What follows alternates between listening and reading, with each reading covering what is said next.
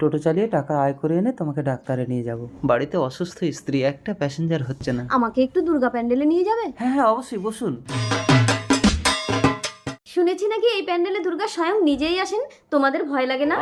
কোনোদিন দেখিনি, তবে ভয় কিসের, দুর্গা তো মা। দুর্গা প্যান্ডেলে এসে গেছি, নামুন। কি হলো? মহিলাটা গেল কোথায় ভাড়া না দিয়ে? ওই তো, এই যে শুনুন, কি হলো?